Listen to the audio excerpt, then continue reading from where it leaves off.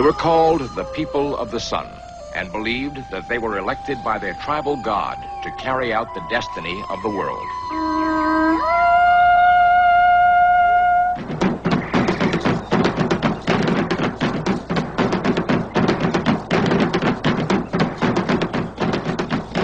Guided by this religious imperative, the Aztecs fought their way to domination of the Western Hemisphere.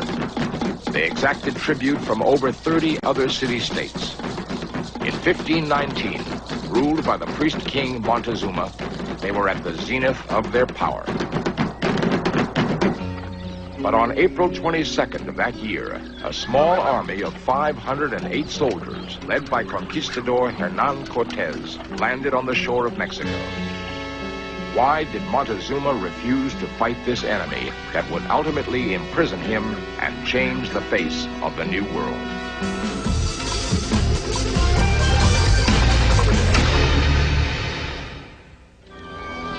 Montezuma, king of the Aztecs, is about to meet his destiny. It is the 8th of November, 1519, and it is one of the most unusual confrontations in all of history. He believes he is meeting a god. But this god is in the form of Conquistador Hernan Cortez, who had reached Tenochtitlan, the capital of the Aztec Empire, by a combination of shrewd strategy and a mystical confidence that his time in history has arrived. At his side is the Indian woman known as La Malinche, who is his translator and a key to his understanding of the Indian people. Today, in the center of Mexico, workers are uncovering the great temple of the Aztecs. The site was discovered by chance in 1978, and both as a structure and as a symbol is the most important single site in the Aztec world. Dr. David Carrasco is a professor at the University of Colorado. The Aztecs lived in the north, in a place called Chicomostoc, or the place of seven caves, and there their god Huitzilopochtli appeared to the shaman priest in a dream, telling the priest that he should move the people to another location, and that location would be marked by an omen in the landscape. And there they were told that if they built their city in this place, their city would be the queen of all other cities in Mexico, to whom people would come as one supreme among all the others. It was at this very spot that the Templo Mayor was built. The remains of the temple and the few other artifacts that survived the conquest tell us of the awesome power of the Aztecs. Since religion was at the core of their society, their pyramids were built on a scale more fitting of gods than men. The Aztec calendar was invented by priests who were well versed in astronomy, and it was remarkably accurate. More accurate, in fact, than the Roman calendar we use today. Their nobles and priests were schooled in history, religion, and prophecy. They were not only learning from their past, but believed they could predict their future. Their conquest had enabled them to create a world of luxury, and their lush gardens fed their growing armies and put flowers on the tables of their nobility. The primary sources that we have depict Moctezuma II as a highly sensitive, very spiritual, and deeply concerned Tlatoani, or king, who had a very close relationship to the major deity of the Aztecs, Huitzilopochtli. He carried the influence and the power of Huitzilopochtli in his own heart. He was the spokesman for this great deity. The Aztecs had a cyclical concept of time. Every 52 years, a new cycle began, and the gods had to be appeased at these crucial periods to assure the continued prosperity of their civilization. The year 1519 was the beginning of a new cycle, and there were ominous signs that their world was in danger. The Aztecs tell their story of the conquest in a very unusual way. They begin their story of how their world came to an end by telling not how the Spaniards first came to their land, but by telling that there were omens in the sky, signs in their own heavens, which indicated that their world, or their cosmos, was coming to an abrupt and violent end. The first omen that appears is a rip in the sky, which bleeds drop by drop onto the Aztec world, celestial influences. The second omen is a thunderbolt, which hits, burns down the temple of the great god Huitzilopochtli. A number of omens follow which indicate that the Aztecs understood their own collapse as originating with celestial influences, not the presence of Spaniards. The final omen was the most frightening. One night, throughout Tenochtitlan, a woman's cry was heard. My children, we are lost." It came from everywhere and from nowhere, and the people were afraid. It is an eerie fact that the arrival of Cortez was foretold by the Aztec prophecies. Irony and coincidence played instrumental parts in the collision of these two great cultures. It was as though some guiding force had arranged the elements of this great drama, which the characters then acted out. We have records of this historic event in a personal account written by Bernal Diaz, a soldier in Cortez' army, and in the colorful picture writings of the Aztecs themselves. Both cultures seem to confirm the warning of the omens. But Professor James Lockhart has a different interpretation. The omens tell us mainly what the Aztecs, or the Indians of that area, were thinking many years after the conquest. Most of the ones we have are a generation or generation and a half. They're their attempt to explain what happened. And the kinds of things that we have, astronomical phenomena, strange animals, and the like, are part of a standard repertoire that these people often use to explain bad things that happen to them after the fact. Cortez was totally unaware of the Aztec situation when he approached the shores of Mexico. His main concern was keeping his expedition together, and to prevent desertion, he burned his ships after he was ashore. The great god Quetzalcoatl was prophesied to return on the very day that Cortez lands, and Montezuma has his people watching the coast in anticipation of this momentous event. A messenger brings him drawings of these beings, and the light-skinned, bearded figures are frighteningly similar to the traditional description of their god. Montezuma is overwhelmed and afraid to receive this mythical being, but also afraid to arouse his anger by keeping him away. What hand was guiding the Cortez expedition to land on that exact day? The mission was nearly aborted many times. Even as it got underway, conflict and uncertainty made it doubtful whether it would ever reach its destination. Yet, Cortez's sense of destiny pushed him on, ironically fulfilling the Aztec prophecy. Who knows where or how the Quetzalcoatl legend originated? His image was on every temple in the empire. The more fantastic theories see in Quetzalcoatl an Irishman, Norseman, or even Atlantean, who had landed on Mexico's shore in some ancient time. Quetzalcoatl was important because he ruled a magnificent kingdom, a magnificent city-state in which there was abundance, harmony between the gods and human beings, agricultural stability. But at a certain point in the golden day of Quetzalcoatl's kingdom, he had to leave, but he promised to return one day and restore the abundance and stability of this marvelous situation. It appears from the primary sources that we have that when the Spaniards began to march inland in 1519, led by Cortez, that the Aztecs, and especially the Aztec king Moctezuma, interpreted the presence of the Spaniards as the return of this king Quetzalcoatl. And he investigated this identity in a number of ways. First of all, he sent out some representatives to paint pictures of Cortez and the Spaniards so that these pictures could be brought back and compared with the pictures that they had of their own Toltec ancestors. Secondly, Moctezuma sent out food to see if the Spaniards would eat the Indian food, would recognize it. Were they indeed human beings, or were they other kinds of beings, or were they some sort of combination of beings, human beings and supernatural beings? Many of the Indians near the coast do not share Montezuma's reverence for these intruders and want to drive them out. But their fighting methods are no match for the Spaniards.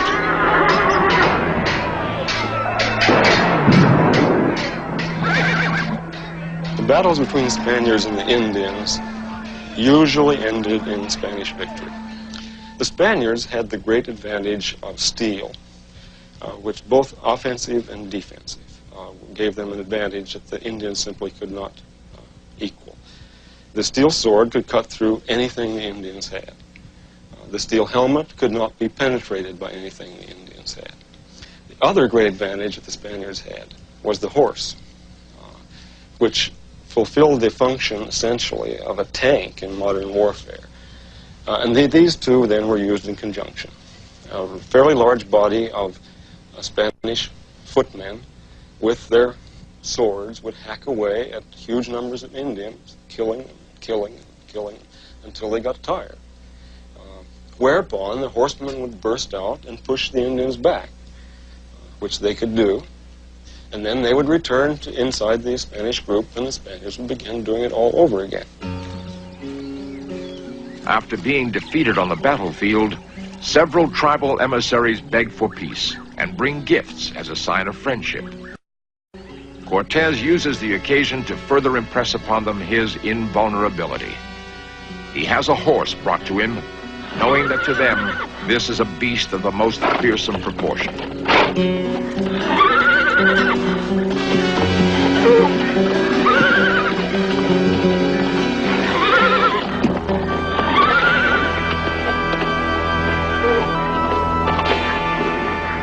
He is quick to take advantage of the moment. He takes the helmet of one of his soldiers and calls back the frightened envoys.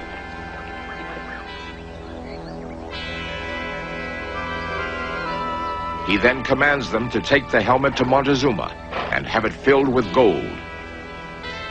Even this helmet seems to be an object of wonder to them. It appeared to them that this helmet was very similar, if not the same kind of helmet, which the great Aztec deity Huitzilopochtli wore. We're told that the helmet was taken to Moctezuma, and when he saw it, he marveled at this possibility, and in fact compared it to the helmet which was associated with Huitzilopochtli, and was very impressed by the similarity and in fact afraid. Montezuma does as commanded, but still he sends the message for Cortez to come no further. At the heart of the Aztec belief system was fear.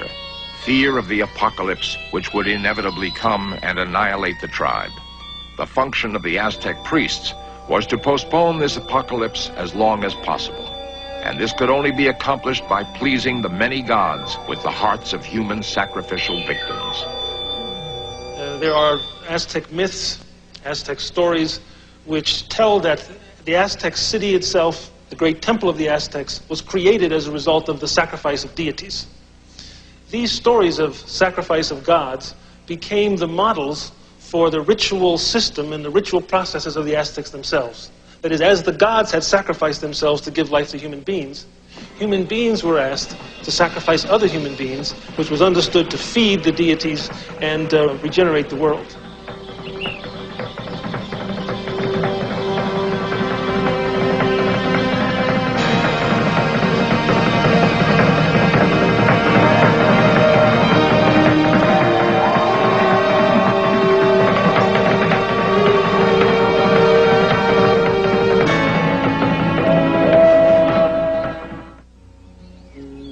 Cortez receives his helmet, along with the warning not to come.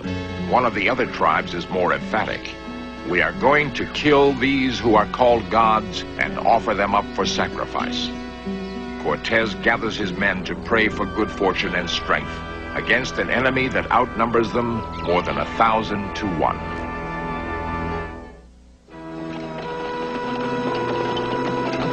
Against such overwhelming odds, it seems foolhardy for Cortez to continue his advance. But his ambition propels him forward, and the lure of wealth and power keeps his troops behind him. One of the most repulsive dimensions which the Aztecs felt about the Spanish invasion of their country was the Spanish greed for gold. The Aztecs said of the Spaniards, they're like dogs seeking gold. Gold is their sickness. The lure he holds out to the Indians of Mexico is freedom from Aztec domination. He will use every tactic at his disposal, every weapon in his arsenal, and every person in his path, in his determination to become master of the New World. People have been saying for a long time that Cortez didn't tell it right. He overpraises Mexico as to its great extent and population and wealth. Not that it wasn't impressive, but he doesn't really care about that so much as he wants to impress the emperor back home that what a service he has done in giving him such a huge principality. He also over-evaluates the religious component and the patriotic component in what he's doing. They may have been very real too, but that wasn't really the reason that he did what he did. But in his letters back home, it appears that his whole motivation is Christianity and service to the emperor.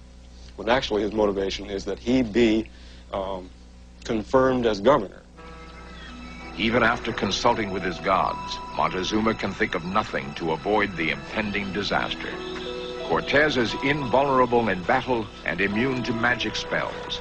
He certainly must be a god. It was ages ago that Quetzalcoatl was driven out of the land by a rival deity, and now with his return, there will be a clash between the two powers that will do incalculable damage. As the Spaniards were approaching the Aztec capital of Tenochtitlan, they expected to see something magnificent and great, because they had heard about Moctezuma's great city, the great temple of Tenochtitlan, and the mighty power of the Aztec nobility. When they entered the city, what they saw was even much more magnificent. Bernal Diaz describes the Spaniards' approach to the capital city. When we saw the town with buildings rising from the water, all made of stone, it seemed like an enchanted vision. Some of our soldiers asked whether it was not all a dream. Montezuma himself greets them as they enter the city center with these words: "O Lord, with what trouble have you journeyed to reach us? Have arrived in this land, your own city of Mexico, to sit on your throne, which I have been guarding for you this while. I have been watching for you, for my ancestors told that you would return. Welcome to this land. Rest a while. Rest in your palace." I believe that Cortes, in fact, was taking an enormous risk in going into Tenochtitlan. But I'm not sure that the Spaniards realized that they were. They had a long history behind them of entering into the presence of the cacique, or chieftain, or king, seizing him in the course of some friendly parley, and getting away with it. They also had an equally long history of winning battles. So I'm not sure that they fully realized the risk to themselves that they were taking. Montezuma has actually moved out of his palace to make room for Cortez. It is a time of great anxiety, and Montezuma feels it is more necessary than ever to continue the sacrifices. The Lord of the Dead needs victims.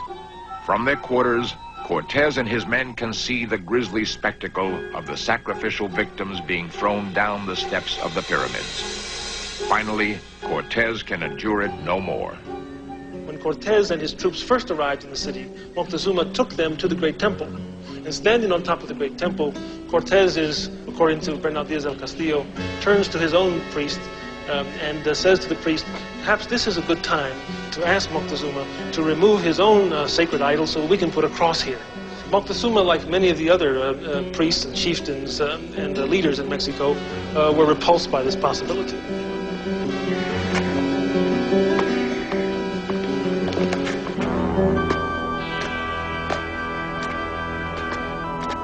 The presence of the Spaniards is causing conflict among the Aztec leaders. Rumors of uprising are heard throughout Tenochtitlan. In a desperate attempt to avert disaster, Cortez takes Montezuma prisoner. This is a bold maneuver while in the heart of the Aztec Empire. And to further assert his power, he displays the bound king to his people.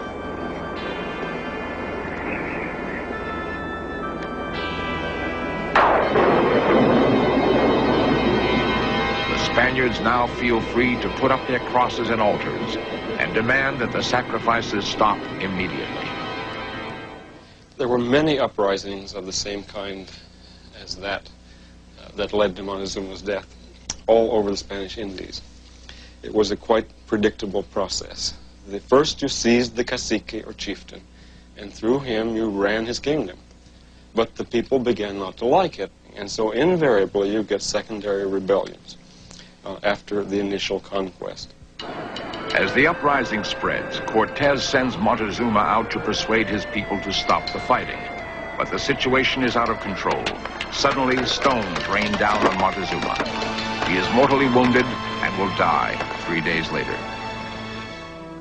Though the fighting goes on for some time, the death of Montezuma marks the end of the Aztec Empire. The most powerful nation in the Western Hemisphere has come to an abrupt and tragic end, defeated by a force smaller than Montezuma's palace guard. The legend of Quetzalcoatl is curiously fulfilled, and who is to say that the same omnipotent hand that created the legend did not also push Cortez to the shores of Mexico on that April day in 1519? So many questions remain about the conquest. What if there had been a different king at the time, one not so superstitious as Montezuma? What if Cortez had not landed in 1519? Would history have been different? Perhaps not. Perhaps it was as Cortez believed, and no matter what the odds, it was his destiny to be conqueror of Mexico.